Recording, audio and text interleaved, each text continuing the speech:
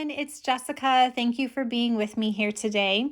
So, I have about 6 photos, I believe, here of Mother's Day from a couple of years ago, and I wanted to scrapbook them. And I thought that this new collection from close to my heart called Sweet Memories would be perfect for the colors and kind of the vibe of my pictures. Now, I've got the papers in the collection turned over so that you can see both sides of the pattern paper.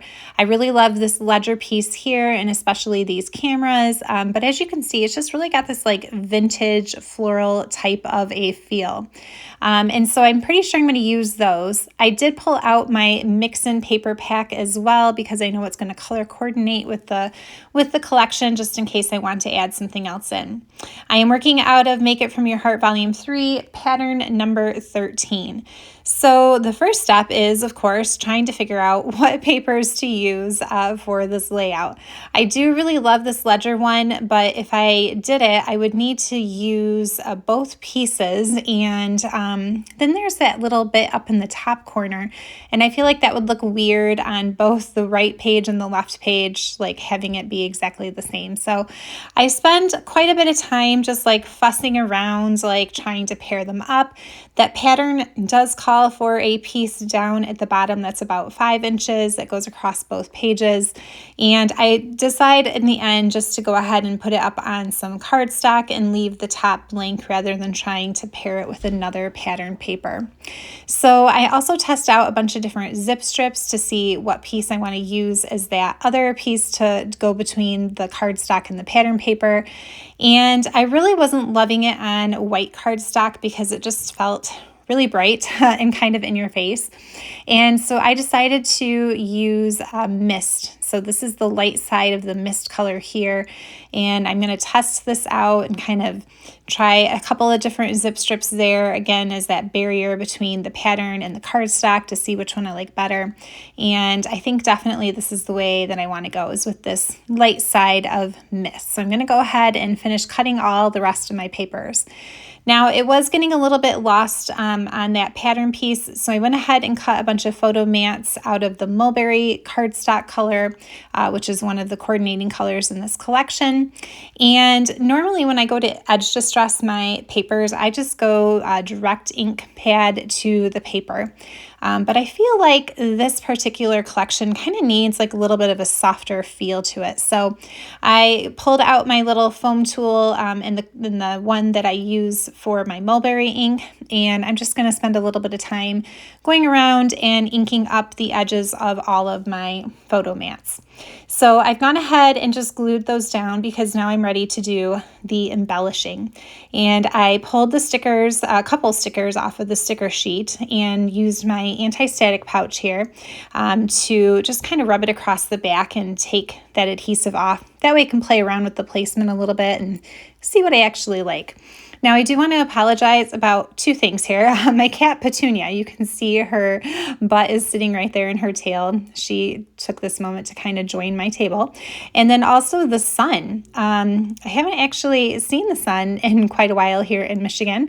And it is out today, and it is coming through the window and hitting on my layout. But you know, it's a Sunday afternoon, and I know that if I wait to continue working on this layout, that it's just not going to happen. So I'm going to try working through all of the sun that is blinding me, and I'm going to be happy about it because it doesn't shine very often in the winter here. Okay, so I'm just kind of playing around with a couple of the stickers, and I think I want to use this one here that says "A Day to Remember" as my title. Like I said, this is from Mother's Day a few years ago, and so I thought that that would be kind of fun because my parents and my aunt from Arizona and also my grandma had come over to my house on that day, and so it was just kind of a fun day to have everybody gathered around and celebrate all of the mothers. I do love this little sage colored sticker here that says "Bless This Home." Originally, I kind of wanted to put it over that 4x4 photo, but once I moved that title sticker there, obviously that wasn't going to work.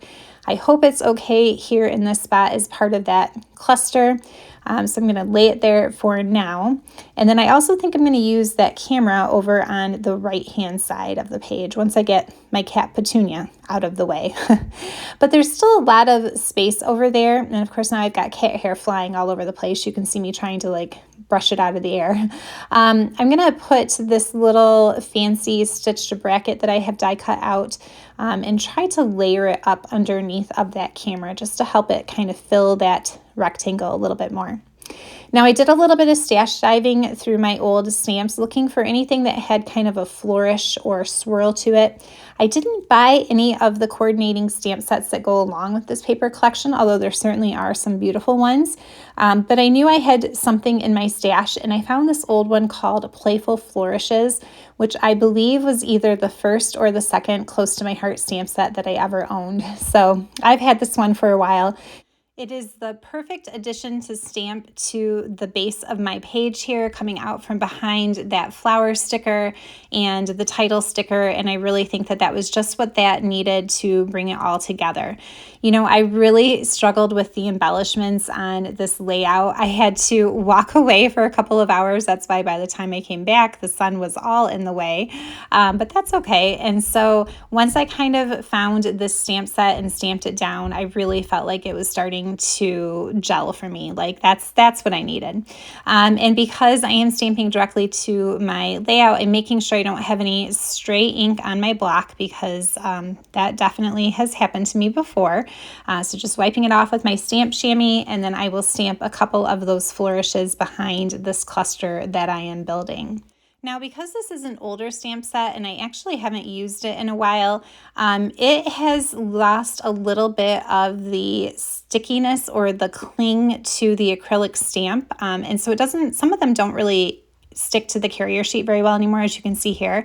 If that ever happens to you, it's actually a really easy fix. Just take your stamp over to the sink and run it under some clean water. You don't need soap or anything. And once you do, it'll get that stick right back to it. So just because it was older and I think a little bit dusty, somehow it got dusty, I don't know, in my container, but yeah, that's all you need to do if ever you have some stamps that won't stick to your carrier sheet anymore.